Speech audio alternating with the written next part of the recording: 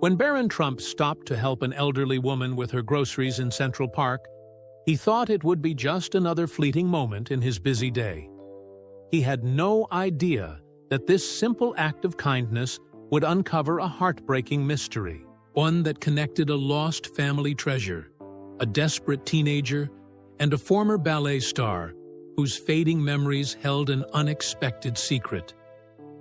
As the autumn winds scattered golden leaves across the park's winding paths, 17-year-old Barron adjusted his school backpack, hoping to blend in like any other teenager. But fate had other plans that day, plans that began with a torn grocery bag, a trembling hand, and a story that would change multiple lives forever. At 17, he was already taller than most adults, but today he tried to make himself smaller, hunching his shoulders slightly as he walked. Being tall made it harder to blend in, and blending in was all he wanted these days. Just a normal afternoon, he whispered to himself, stepping over a pile of crunchy leaves. His security detail kept their distance.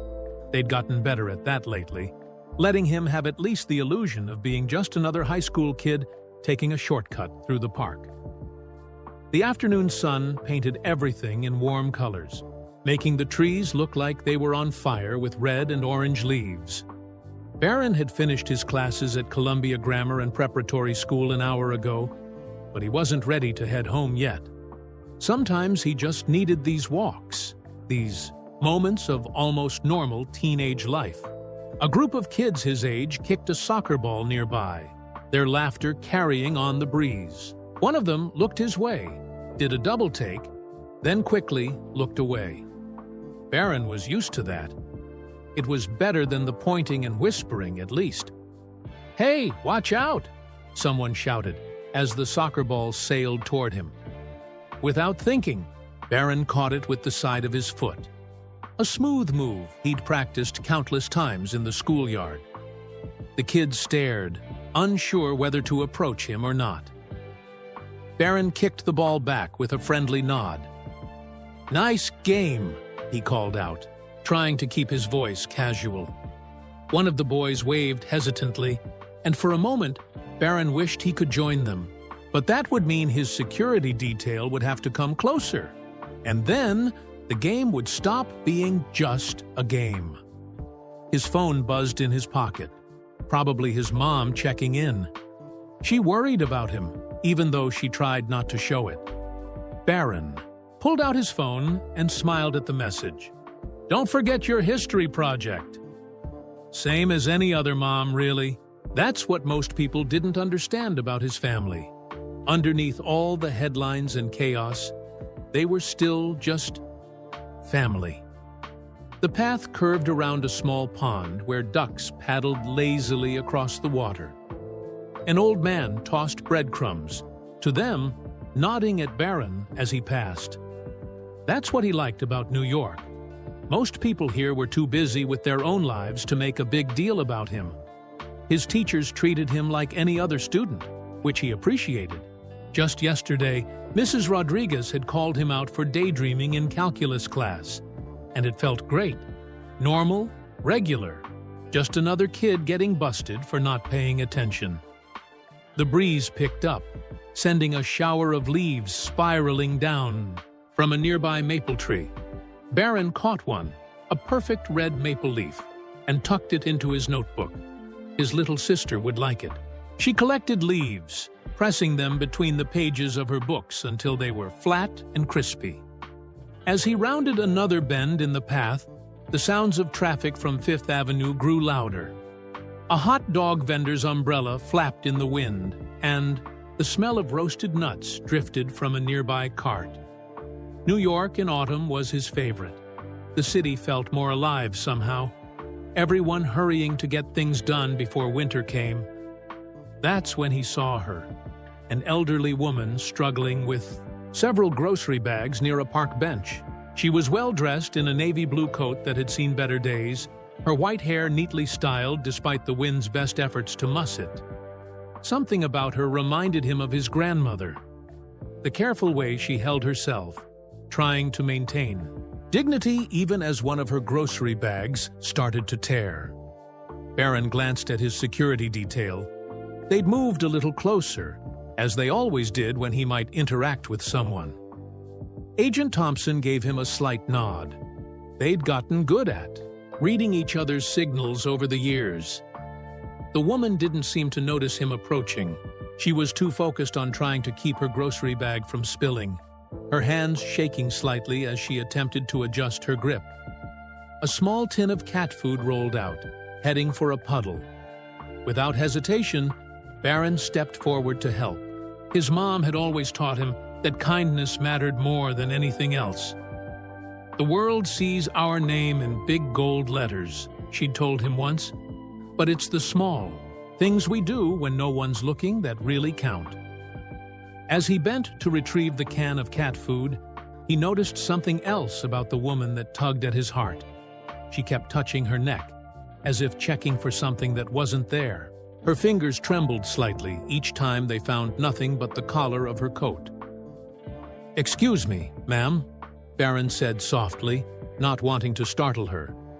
"Would you like some help with those bags?" The woman turned, and for a moment, her eyes seemed far away, lost in some distant memory.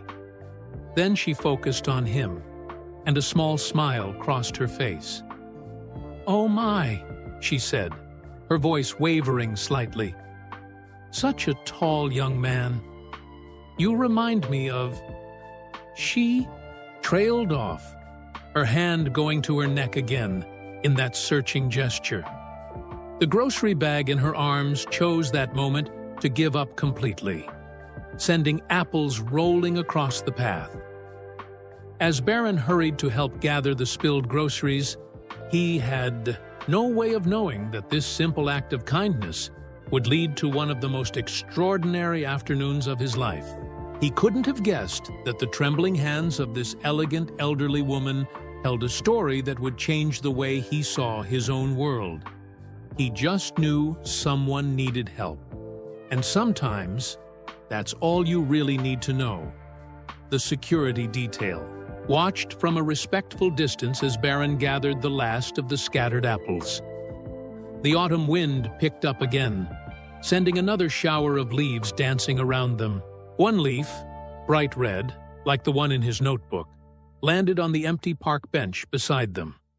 The woman reached for it with shaking fingers, and as she did, a single tear rolled down her cheek. That's when Barron realized this wasn't going to be such a normal afternoon after all. "Here, let me help you with those," Barron said, gathering the remaining groceries into his arms. The woman's hands were shaking so badly now that he worried she might drop everything again. "Would you like to sit down for a minute?" The park bench looked sturdy and dry, despite the scattered leaves around it. The elderly woman nodded gratefully, smoothing her navy blue coat before settling onto the bench.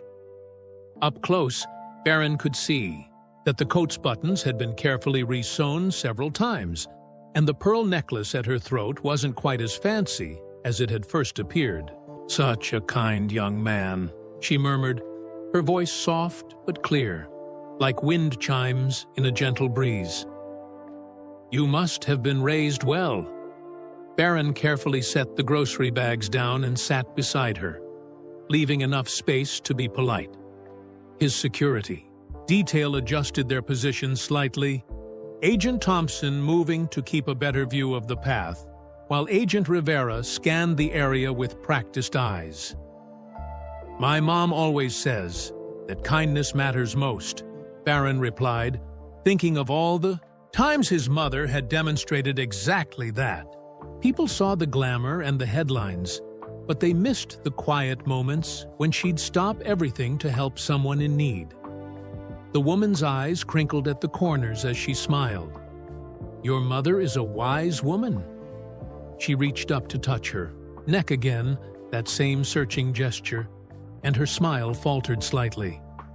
"Oh dear, I've forgotten to introduce myself. I'm Margaret Sullivan.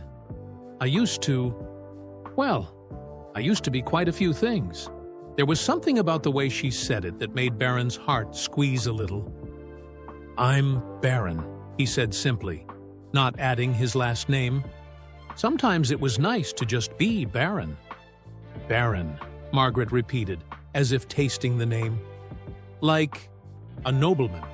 Though I suppose these days, young people prefer to be called influencers or celebrities." "Aye," she chuckled softly, then looked confused for a moment. "I was something once, something that mattered." A cool breeze rustled through the trees, sending more leaves spinning down around them. Margaret watched them fall with a distant look in her eyes. "The trees are always so beautiful when they're letting go," she said, "like dancers taking their final bow." "Do you like dancing?" Barron asked, noticing how she sat with perfect posture, despite her obvious fatigue. Margaret's face lit up. "Oh, yes, I was...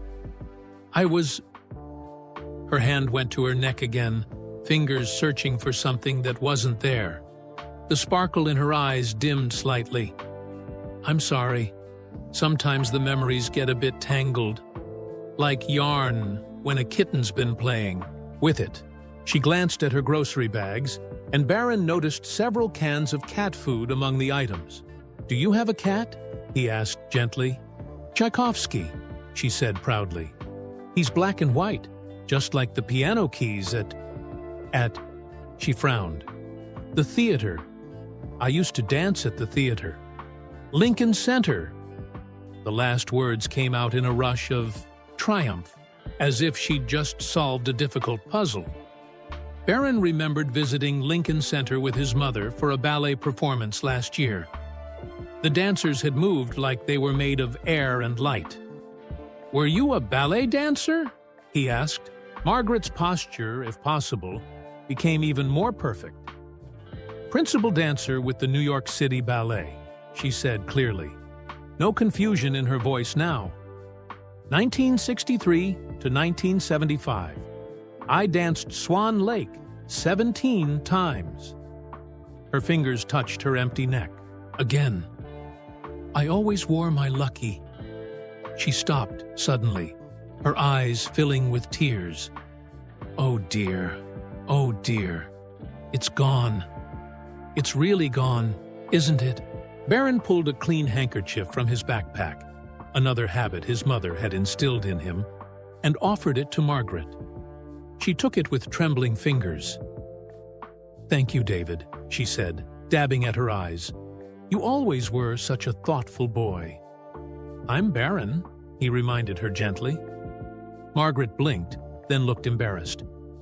"Of course you are. I'm sorry. David was my... She twisted the handkerchief in her hands. "Sometimes I get a bit mixed up. The doctors say it's normal for someone my age, but I don't feel my age most days. Inside, I'm still 23, about to dance the lead in Giselle." A squirrel darted past their bench, and Margaret watched it with childlike delight. "Look at those leaps! Perfect grand jetés, wouldn't you say?" For a moment, her hands moved gracefully through the air, describing the movement. Barron noticed Agent Thompson checking his watch. Soon they'd need to head back. He had homework to finish, and his mom would start to worry. But something about Margaret's presence kept him rooted to the bench. "There's something I need to tell you," Margaret whispered suddenly, her voice serious. "Something important." She leaned closer, her pearl necklace catching the afternoon light. Now that Barron looked more carefully, he could see that the pearls were plastic, well worn and slightly yellowed with age. But before Margaret could share her secret, a distant church bell began to chime. The sound seemed to startle her, and she sat up straight, looking around in confusion. "Oh my, is that the time? Tchaikovsky will be waiting for his dinner. Cats are such creatures of habit, you know. Even more than ballet dancers." She started to gather her grocery bags, her movements becoming rushed and anxious. "Let me help you," Barron offered, picking up the heavier bags. "Do you live far?" Margaret paused, her forehead wrinkling in concentration. Just over there, she gestured vaguely toward Fifth Avenue. In the building with the green awning. Or was it blue? Things look different now than they used to. The city keeps changing its costume. Agent Thompson stepped forward slightly, catching Barron's eye. They had protocols about following unknown civilians, but something in Barron's expression made the agent nod slightly. They'd make it work. I can help you get home, Barron said firmly. We'll make sure you and Tchaikovsky both have dinner on time. Margaret smiled at him, and for a moment she looked younger, as if the memory of her dancing days had briefly returned. Such a kind young man, she said again. You remind me of someone very special. As they began walking toward Fifth Avenue, Margaret's hand went to her neck one more time, searching for whatever was missing. The late afternoon sun caught the fake pearls, making them shine almost like real ones. There's something I need to tell you, Margaret said again, her voice dropping to a whisper. Something about last Tuesday. But before she could continue, a passing taxi honked its horn, making her jump. The moment was lost, and Margaret began chatting about Tchaikovsky's preference for tuna-flavored cat food instead. Barron glanced at his security detail, then back at Margaret. The mystery of what she wanted to tell him, and what was missing from around her neck, would have to wait. For now, he just needed to make sure she got home safely. Sometimes, he reflected, the most important moments in life start with something as simple as helping someone with their groceries. His mother had taught him that. What he didn't know yet was just how important this particular moment would turn out to be. David always loved autumn too, Margaret said softly as they walked. Or was it Daniel? I'm sorry. Sometimes names are like leaves in the wind. Barron adjusted the grocery bags in his arms and smiled encouragingly. It's okay, Margaret. Let's get you home. And maybe you can tell me more about your dancing days. Little did he know, the story Margaret needed to tell him would change everything. But that would have to wait until she was ready. Until the tangled memories sorted themselves out enough for the truth to emerge. There's something I need to tell you, Margaret whispered one more time, her voice trembling like the autumn leaves above them. They walked together down Fifth Avenue, Margaret's steps becoming more confident as she recognized familiar landmarks. The late afternoon sun cast long shadows across the sidewalk, and the street vendors were starting to pack up their carts for the day. The green awning, Margaret said suddenly, pointing to a pre-war building with an elegant entrance. I knew it was green. Some things don't change, even when everything else does. Barron glanced at Agent Thompson, who nodded, and spoke quietly into his wrist microphone, probably checking the building's security. Agent Rivera had already moved ahead to hold the door open. The doorman looked up as they approached, relief washing over his face. Ms. Sullivan, we were getting worried. You usually come back from shopping much earlier. Hello, George, Margaret smiled. Look who helped me today. It's... She paused, looking at Barron with confusion. Barron, he supplied gently. Yes, Barron. Such a kind young man. Like my David. She turned to Barron. Or was it Daniel? No, David. He would have been about your age now, if... The doorman caught Barron's eye and mouthed, "Thank you," as he helped them inside. The lobby was old but well-maintained, with marble floors and brass fixtures that spoke of the building's grander days. "Fourth floor," Margaret announced proudly. "Apartment 4C. I've lived there since... Her forehead wrinkled with concentration. "Since the year I danced Giselle, 1963. The same year President Kennedy..." Her voice trailed off, and her hand went to her neck again, searching. In the elevator, Margaret's reflection in the brass doors showed a woman who had once been quite beautiful, and in many ways still was, with her elegant posture and careful makeup. But there was something fragile about her now, like a precious china cup that had been dropped and glued back together. "Would you like to come in for a moment?" Margaret asked as they reached her door. "Tchaikovsky loves visitors, and I have something to show you. Something important." Barron looked at Agent Thompson, who had already done a quick sweep of the hallway. After a brief conversation on his radio, the agent nodded. 10 minutes, sir." Margaret's apartment was like stepping into a time capsule. Everything was neat and clean, but belonged to another era. Old playbills and faded photographs lined the walls, and a small upright piano stood in one corner, its keys yellowed with age. A black and white cat, Tchaikovsky, presumably, came trotting out to greet them, meowing insistently. "Yes, yes. Dinner time," Margaret told the cat. "But first, I want to show—" She stopped, looking around the room as if seeing it for the first time. "What was I going to show you?"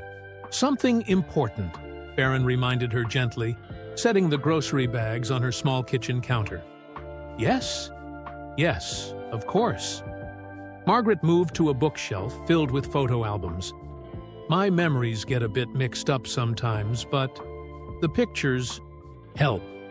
They keep everything in order, you see." She pulled out a large album bound in faded blue velvet. "Here we are, my first performance as principal dancer." Her fingers trembled as she opened the album, revealing black and white photographs of a stunning young woman in a tutu. "That's you?" Barron asked, genuinely impressed. The dancer in the photos seemed to float above the stage, captured mid-leap in what looked like impossible positions.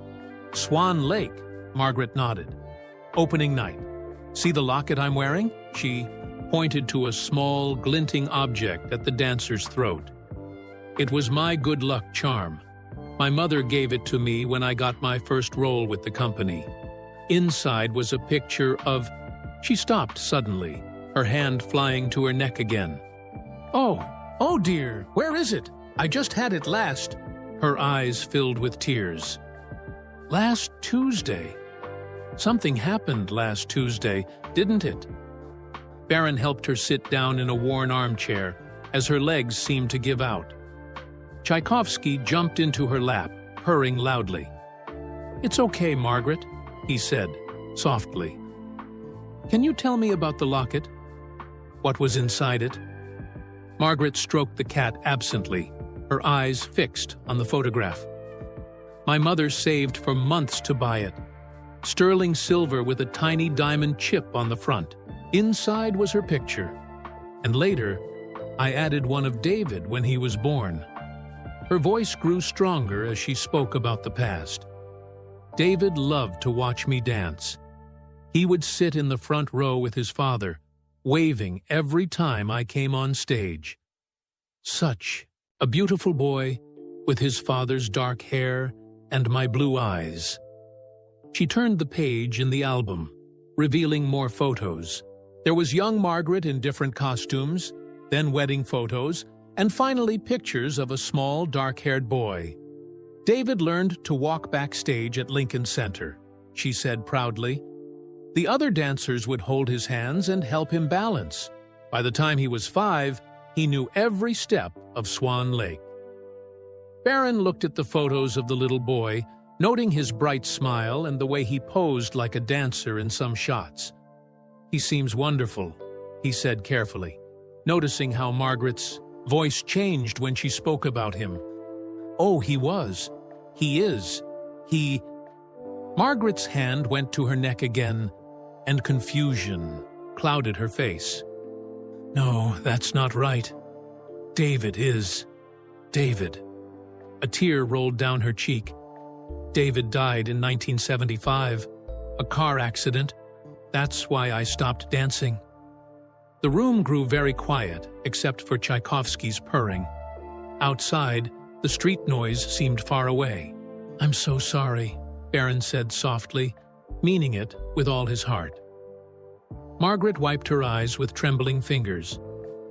The locket. I wore it every day after that. It was like keeping him close to my heart. His picture was still perfect, still showing that beautiful smile. She looked around the room frantically.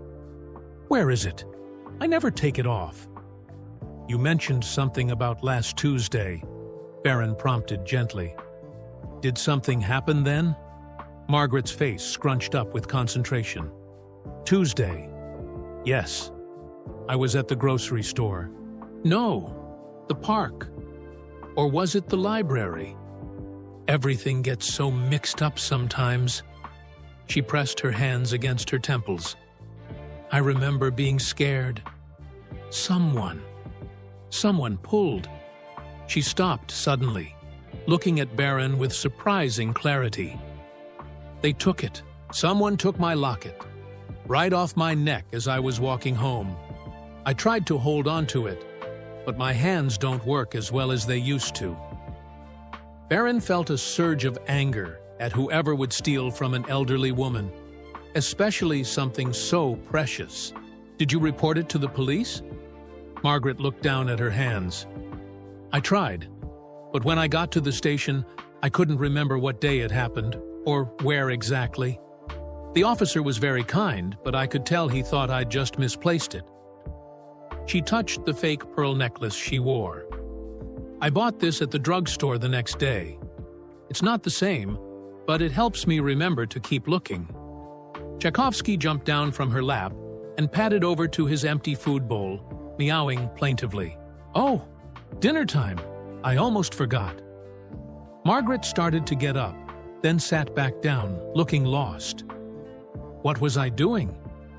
Feeding Tchaikovsky, Barron reminded her, already moving to the kitchen to get the cat food. I'll help.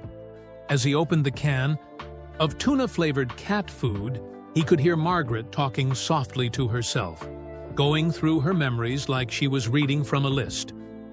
Principal dancer, 1963. Married Thomas Sullivan in 1965. David, born in 1967. David died in 1975. The locket. The locket. Agent Thompson cleared his throat quietly, reminding Barron that their 10 minutes were almost up. Margaret, Barron said, returning to the living room after feeding the cat. Would it be okay if I came back to visit you? Maybe tomorrow after school? Margaret looked up from her photo album, her eyes bright with tears, but her smile genuine. You'll remind me so much of him. David loved helping people too. She reached out and patted his hand. But you're not David, are you? You're? Barron, he supplied again, gently. Barron? Yes, a lovely name. She closed the photo album carefully. There's something else I need to tell you. Something about the locket, about last Tuesday. I just need to remember. But the memory seemed to slip away again, like leaves scattered by the wind. Margaret's hands went to her neck one more time, finding only the fake pearls there. Tomorrow, Barron promised. We can talk more tomorrow. As they said goodbye, Margaret already seemed to be drifting back into her memories, humming what sounded like music from Swan Lake. Tchaikovsky curled up in her lap, purring contentedly. Walking back through the lobby, Barron stopped to talk to the doorman. Does she have any family? Anyone checking on her? George shook his head sadly. No one left. We keep an eye on her. All the staff do. She was quite famous once, you know. But lately. He glanced toward the elevator. Lately, she's been getting more confused. The locket thing really upset her. She never used to leave the building alone before that happened. Barron nodded, an idea already forming in his mind. I'll be back tomorrow, he said firmly. Outside, the autumn evening was settling over the city, streetlights flickering on one by one. Agent Thompson fell into step beside him as they headed home. Sometimes the smallest acts of kindness have the biggest impact, his mother had always said. Looking back at Margaret's building, Barron wondered what impact this particular act of kindness would have. He didn't know yet that the mystery of Margaret's locket was about to lead him on an unexpected journey, one that would connect past and present in ways he could never have imagined. In his pocket, he felt the corner of the photo album page he'd carefully noted. David Sullivan, age 7, Lincoln Center, 1974. Sometimes the smallest details held the biggest clues. Tomorrow couldn't come soon enough. That night, Barron could hardly sleep. He kept thinking about Margaret, about her lost locket, and about her son, David. When he finally drifted off, he dreamed of ballet dancers and black and white cats wearing pearl necklaces. The next day at school seemed to crawl by. Even his favorite class, computer science, couldn't hold his attention. He kept looking at the clock, watching the minutes tick past like they were moving through honey. During lunch break, he pulled out his phone and did something he rarely did. He searched for news about Margaret Sullivan. It took some digging, but finally, he found an old newspaper article from 1975. Tragedy strikes ballet family. Rising star steps down after son's death. The article showed a younger Margaret, her face lined with grief, clutching the same locket he'd seen in her photos. The piece mentioned how she'd been about to dance the lead in a new production when the accident happened. When the final bell rang, Barron practically ran out of school. His security detail had to quicken their pace to keep up with his long strides. "We've cleared the visit," Agent Thompson told him as they walked. "But there's something you should know." The building manager called. Ms. Sullivan had a difficult morning. She got confused and tried to leave the building at 3 a.m., saying she needed to get to rehearsal at Lincoln Center. Barron's heart sank. "Is she okay?" "She's safe." The night doorman got her back to her apartment. But Agent Thompson hesitated. "They're talking about whether she can keep living alone." That made Barron walk even faster. When they reached Margaret's building, George the doorman greeted them with obvious relief. "She's been asking for David all morning," he said quietly. "We didn't know how to tell her." Again. The elevator ride to the 4th floor felt longer than usual. When Margaret opened her door, Barron could see she was still in her nightgown, with a ballet shawl wrapped around her shoulders. Tchaikovsky wound around her ankles, meowing. "David," she said brightly. "You're late for rehearsal, darling.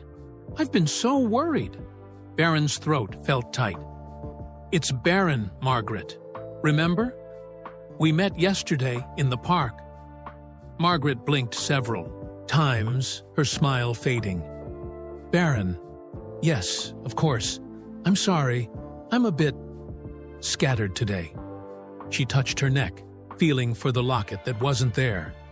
"Please, come in. I need to get dressed. I'm sure I had a performance today." Or was that yesterday? The apartment looked different in the daylight.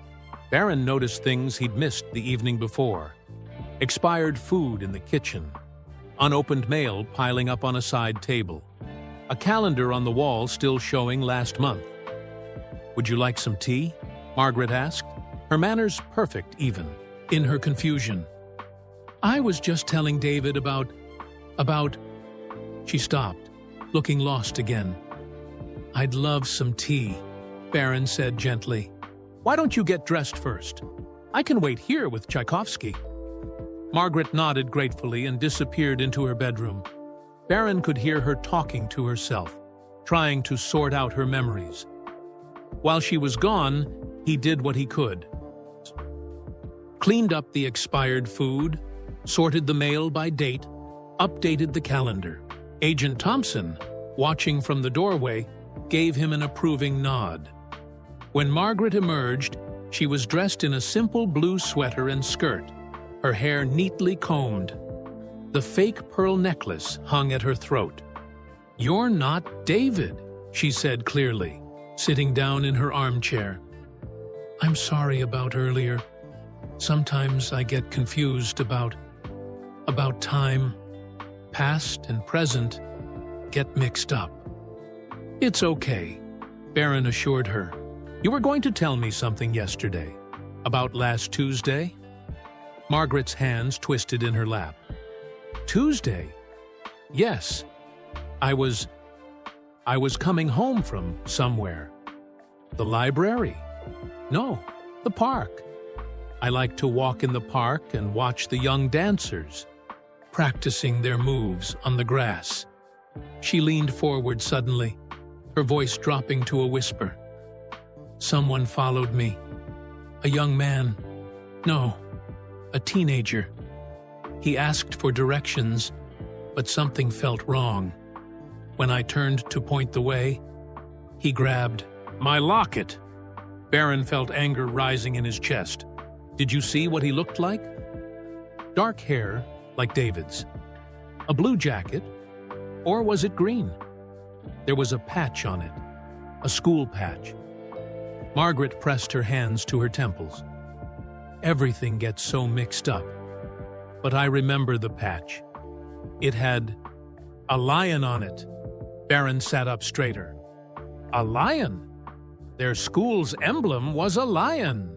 Could someone from his own school have stolen Margaret's locket?" "The police didn't believe me," Margaret continued. "They thought I was confused about when it happened. Maybe I am, but I know it was real. The chain broke. See?" She pulled the fake pearl necklace aside to show a small red mark on her neck. "He pulled so hard." Tears filled her eyes. "David's picture was in that locket, the only one I had left of him smiling that way at his last ballet recital. He was going to be a dancer too, you know, better than me." She got up suddenly, moving to the piano. Her fingers touched the keys lightly, playing a few notes from Swan Lake. "He used to practice right here. 1, 2, 3, 1, 2, 3. Barron watched as she lost herself in the memory, her body swaying slightly to the music only she could fully hear. The afternoon light caught the fake pearls at her throat, and for a moment, she looked like the young dancer from the photographs. "Margaret," he said softly, "what if I could help find your locket?" She turned from the piano, hope lighting up her face. "Could you? I've been looking everywhere, retracing my steps. But everything looks different now. The city keeps changing its costume, like we used to between acts." "The boy with the school patch. Do you remember anything else about him? Was he tall? Short?" Margaret's forehead wrinkled with concentration. "Not as tall as you. He had a backpack with something written on it. Letters, like a team or a club. And he was wearing headphones, big red ones." Barron's mind was racing. He knew someone on the lacrosse team who always wore red headphones. Jack Mitchell. Could it be? "You'll help find it?" Margaret asked again, her voice small and hopeful. "I know it's just a piece of jewelry to everyone else, but—" "It's not just jewelry," Barron finished for her. "It's memories." Margaret smiled, really smiled, for the first time that day. "Yes, exactly." She touched the fake pearls at her neck. "These are just pretend, but they help me remember to keep hoping. David always said hope was like the music in ballet. You can't see it, but it carries you through every step." Suddenly, she swayed on her feet. Barron jumped up to steady her, helping her back to her armchair. "Are you okay?" "Just tired," she said. "I didn't sleep well. I kept thinking I heard David calling me for rehearsal." She looked around the room in confusion. "Is it time for rehearsal?" "It's time to rest," Barron said gently. "I'll come back tomorrow, okay? We'll talk more about the locket then." As they got ready to leave, Margaret caught his hand. "You're not David," she said again, but this time she was smiling. "You're Barron. You helped me with my groceries." That's right. There's something else, she said, her voice becoming urgent. Something about Tuesday. Something I haven't told anyone. But before she could continue, her eyes grew distant again, and she started humming Swan Lake. In the hallway, Agent Thompson was already on his phone, quietly asking for information about Jack Mitchell. Agent Rivera spoke with the building manager about getting someone to check on Margaret more regularly. Barron looked back at the apartment door, his mind made up. He was going to find that locket, no matter what it took. Tomorrow, he would start his investigation at school. What he didn't know was that the truth about last Tuesday was more complicated than anyone suspected, and that Margaret's final secret would change everything. Sometimes the smallest acts of kindness have the biggest impact, his mother had said. He was about to find out just how right she was. The next morning at school, Barron couldn't focus on anything except watching for red headphones. Every time he saw someone wearing a blue jacket, his heart would jump a little, but none of them had the combination he was looking for. During lunch break, he sat where he could see most of the cafeteria. His regular security detail kept their distance, but he noticed they were paying extra attention to his surveillance of the room. Looking for someone? Barron jumped at the voice. It was Sarah Chen, his lab partner from chemistry class. She was one of the few people at school who treated him normally. Sort of, he admitted. Do you know Jack Mitchell, the guy on the lacrosse team? Sarah's nose wrinkled. Unfortunately, he's in my math class, always showing up late with those huge red headphones on, acting like he owns the place. Barron's heart beat faster. Have you seen him today? Nope. He's been absent since Tuesday. Probably skipping again. Sarah studied his face. Why are you asking about Jack Mitchell? Before Barron could answer, a commotion near the cafeteria entrance caught his attention. A group of students were clustering around someone's phone, their faces shocked. Did you see this? One girl asked. Someone robbed an old lady near Central Park last week. They're saying it might have been a student. Barron was on his feet before he realized it, moving toward the group. On someone's phone screen was a local news website. Elderly former ballet star robbed of family heirloom. Police seek student suspect. His stomach churned as he read further. The article mentioned Margaret's confusion about the exact date and location, making it sound like maybe she had imagined the whole thing. There was a quote from the police about taking all reports seriously, but it was clear they weren't giving it much priority. I heard it was just a confused old lady who lost her necklace, someone said. My mom works at the hospital. She says, old people make up stories all the time when they lose things. No, they don't, Barron said sharply, surprising himself and everyone around him. The cafeteria grew quiet. He rarely spoke up in public like this. I mean, elderly people might get confused sometimes, but that doesn't mean their feelings don't matter. Sarah was looking at him curiously. Barron, what's going on? Just then, his phone buzzed. It was a message from George, the doorman at Margaret's building. Ms. S. very upset this morning. Keeps asking for you. Says she remembered something important about Tuesday. I have to go, Barron said, already heading for the door. His security details smoothly fell into step behind him. Mr. Trump, Agent Thompson said quietly as they walked, we've looked into Jack Mitchell. He has a history of minor incidents. Nothing violent, but some shoplifting warnings. And he lives near Central Park. Can we stop at Margaret's now? Barron asked. I know I usually go after school, but... Already cleared it with your mother, Agent Thompson nodded. She said sometimes doing the right thing can't wait for convenient timing. When they arrived at Margaret's building, George met them with a worried look.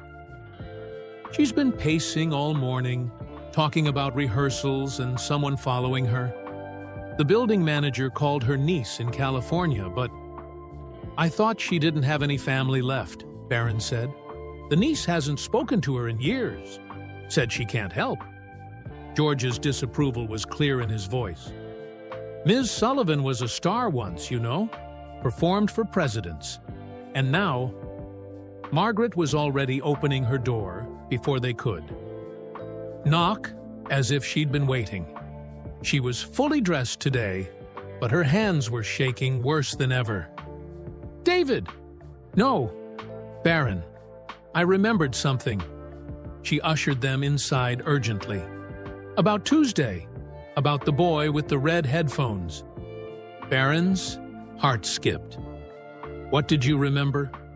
He dropped something when he grabbed my locket. A paper. A test paper, I think. It had a name on it. Margaret pressed her fingers to her temples. I was so upset about the locket. I forgot about the paper until now. I put it... She looked around her apartment frantically. Everything keeps moving. The city changes its costume and things aren't where I leave them. It's okay, Barron said gently. We can look together. Where do you usually put important papers? Margaret moved to a small desk by the window. In here, maybe. Or... She opened drawer after drawer, becoming more agitated. It has to be here. Somewhere. The name. I remember seeing the name. Tchaikovsky jumped onto the desk, knocking over a stack of mail. As Barron helped pick up the scattered envelopes, he noticed something sticking out of an old playbill. A crumpled math test, with a big red D on it. His hands trembled as he carefully pulled it out. At the top was a name. Jack Mitchell. This is it, Margaret said. I remember now. He was wearing those big red headphones, listening to music so loud I could hear it. When I tried to hold on to my locket, he pulled harder, and his test fell out of his backpack. She sank into her chair, suddenly looking very tired. I picked it up, thinking I should return it. Isn't that silly? He had just stolen my precious locket, and I was worried about his test paper. Barron stared at the evidence in his hands. This was it. Proof that Jack Mitchell was the thief. But what should he do with this information? If he took it to the police, would they finally take Margaret's case seriously? But Jack was still a student. A troubled one, maybe. But still just a teenager. One wrong decision could change his whole life. Yet looking at Margaret, seeing how the loss of her locket had affected her, Barron knew he couldn't just let this go. There's something else, Margaret said softly. Something I haven't told anyone. She touched the fake pearls at her neck. That day, when he grabbed the locket, I saw something in his eyes. Not meanness, but desperation. Like he needed something badly. Barron thought about the D on the math test, about Jack's history of shoplifting. What would make someone steal an old woman's locket? The police officer asked if I wanted to press charges if they found who did it. Margaret continued. I said, no. I just want my locket back. The pictures inside, they're all I have left of my David. Her voice broke on her son's name, and Barron made his decision. Margaret, he said carefully, I think I might know how to find your locket, but I need a little time. Can you trust me? She looked at him with clear eyes, no confusion in them now. You're not David, she said softly, but you have his kind heart. Yes, I trust you. As they left the apartment, Barron's mind was racing with plans. He had to find Jack Mitchell, had to understand why he'd done this, and somehow had to make this right. Agent Thompson was already on his phone, quietly arranging something. We'll find him, he assured Barron. But what will you do when we do? That was the big question, wasn't it? The right thing wasn't always the obvious thing. His mother had taught him that too. In his pocket, Jack's failed math test felt like it weighed 100 pounds. Sometimes the smallest pieces of paper could carry the heaviest decisions. Tomorrow was Saturday. No school. But Barron had a feeling he knew where he might find a teenager with red headphones and a guilty conscience. What he didn't know was that his decision would lead to a discovery that would change not just Margaret's life, but his own understanding of what it means to help someone in need. The real story of last Tuesday was about to come to light, and it wasn't at all what anyone expected. Saturday morning dawned cold and clear. Barron stood at the entrance to Central Park, scanning the early morning joggers and dog walkers. Agent Thompson had confirmed that Jack Mitchell came here most weekends to practice lacrosse by himself. Sure enough, after 20 minutes of waiting, Barron spotted a familiar figure in a blue jacket, those distinctive red headphones visible from a distance. Jack was carrying a lacrosse stick and looking down at his phone as he walked. "Stay back a bit," Barron told his security detail. "I need to talk to him alone." Agent Thompson nodded reluctantly. "We'll be watching." Barron took a deep breath and walked toward Jack. As he got closer, he could hear music leaking from the headphones, the same kind of classical music Margaret played on her piano. "Jack!" he called out. Jack looked up, startled. His eyes widened when he recognized Barron, and for a moment, he looked ready to run. But then his shoulders slumped, and he pulled off his headphones. "You know, don't you?" Jack asked quietly. Barron pulled out the crumpled math test. "You dropped this when you took something that didn't belong to you." Jack's face went pale. "I can explain. It's not what you think." "Then explain it to me," Barron said, keeping his voice calm despite his anger. "Explain why you would steal a locket from an elderly woman. A locket with the only picture she has left of her son." To Barron's surprise, tears filled Jack's eyes. "I didn't know. I didn't know about the picture. I just knew it was silver, and I needed." He stopped, looking ashamed. Needed what? Jack sat heavily on a nearby bench. "My little sister's sick, really sick.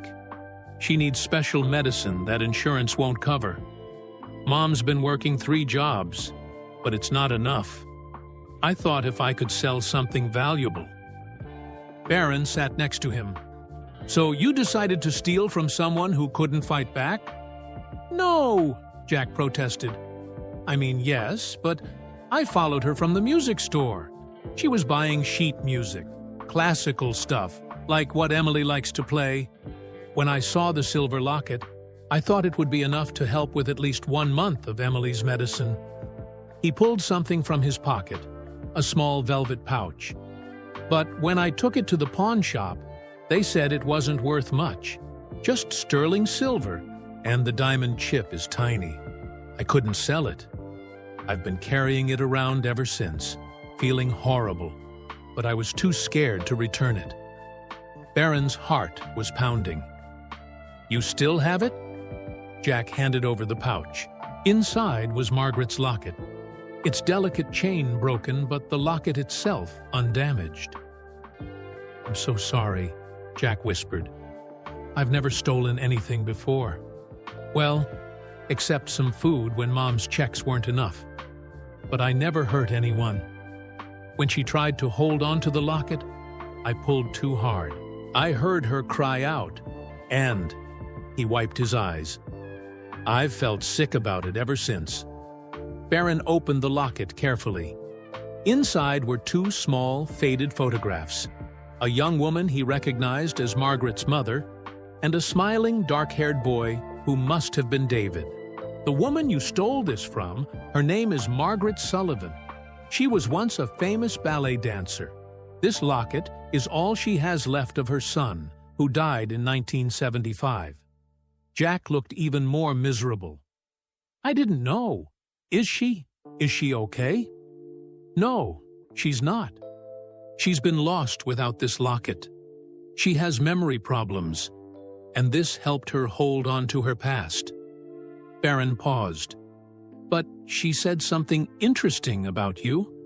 She said she saw desperation in your eyes, not meanness. Really? Jack looked surprised. She said that? Barron nodded. She didn't want to press charges. She just wanted her memories back. They sat in silence for a moment, watching early morning sunlight filter through the trees. What happens now? Jack asked finally. Barron had been thinking about this all night. That depends on you. The right thing would be to return the locket yourself, apologize, and face the consequences. But there might be a better way to make this right. What do you mean? Margaret mentioned that you were listening to classical music when? It happened. And you said your sister plays? Jack's face softened. Emily loves classical music. She plays piano, or she did, before she got too sick. The music store where I first saw your friend, I go there sometimes to listen to the kind of music Emily likes. That's why I noticed the old lady, Mrs. Sullivan. She was buying the same sheet music Emily used to play. Barron felt pieces clicking into place. Margaret has a piano in her apartment. She used to teach dance and music. Maybe what? Maybe there's a way to make this right that helps everyone. Barron stood up. Come with me. Bring your headphones. You might need them. An hour later, they stood outside Margaret's daughter. Jack was trembling slightly, the velvet pouch clutched in his hand. When Margaret opened the door, she was dressed in her teaching clothes, a habit she kept even though she hadn't taught in years. Her face went blank when she saw Jack. You, she whispered, her hand going to the fake pearls at her neck. Mrs. Sullivan, Jack said, his voice shaking. I'm so sorry. I was wrong. So wrong. I have something that belongs to you. He held out the velvet pouch. Margaret's hands trembled as she opened it, and when she saw the locket, tears spilled down her cheeks. My David, she whispered, opening the locket. And Mother, you're both still here. Jack helped her with the broken chain, and soon the locket was back where it belonged. Margaret touched it gently, her eyes clearing as if a fog had lifted. Though, music you were playing that day, she said suddenly. Through your headphones. It was Swan Lake. Jack nodded, surprised. My sister Emily. She loves ballet music. She's sick, and sometimes playing these songs helps her feel better. Margaret's eyes lit up. Sick children shouldn't be without music. David always said. She stopped, looking at Barron. You're not David. You're Barron, who helped me with my groceries. And you found my locket. Jack found it, Barron said gently. He made a mistake, but he wants to make it right. Margaret studied Jack's face. Yes, I see it now. The desperation is gone, but the love for your sister, that's still there. She moved to her piano. Does Emily know the story of Swan Lake? And just like that, something magical happened. Margaret began to play, her fingers finding the keys without hesitation. She told the story of the ballet as she played, and Jack recorded it all on his phone for his sister. By the end of the morning, a plan had formed. Jack would come 3 times a week to help Margaret with errands and heavy lifting. In return, she would record music and stories for Emily, sharing the magic of ballet with a sick little girl who needed it. Sometimes the smallest acts of kindness have the biggest impact, Barron thought, watching Margaret teach Jack the basic positions of ballet. both of them laughing as he stumbled. The locket gleamed at Margaret's throat, catching the light just as it had on stage all those years ago. But now it wasn't just holding old memories, it was helping create new ones. As for Jack Mitchell, his math grades improved dramatically after Margaret discovered she had a talent for explaining equations through dance movements. And Emily? Well, that's another story. One that starts with a stolen locket and ends with a scholarship to a very special dance school, once she got better. But that's the thing about kindness. It has a way of spreading, like ripples in a pond, touching, lives in ways we never expect. Just ask Margaret Sullivan, former principal dancer and current teacher of mathematics through movement. She'll tell you all about it, right after she finishes teaching Jack's sister the grand jeté. And her locket? It still holds the pictures of her mother and David. But now there's a new photo tucked in there too. One of an unlikely group of friends brought together by a simple act of kindness in Central Park. Sometimes the smallest acts of kindness have the biggest impact, and sometimes the best gifts are the ones we never knew we needed to give. Thanks for joining me for this heartwarming story about how a simple act of kindness can change multiple lives. I'd love to know where you're watching from. Drop your location in the comments below. And if this story touched your heart, don't forget to hit that like button and share it with someone who needs a reminder that small gestures of kindness really do matter. Want to hear more stories like this? Click the video appearing on your screen right now. And remember, sometimes the greatest gifts come from helping a stranger in need. See you in the next one.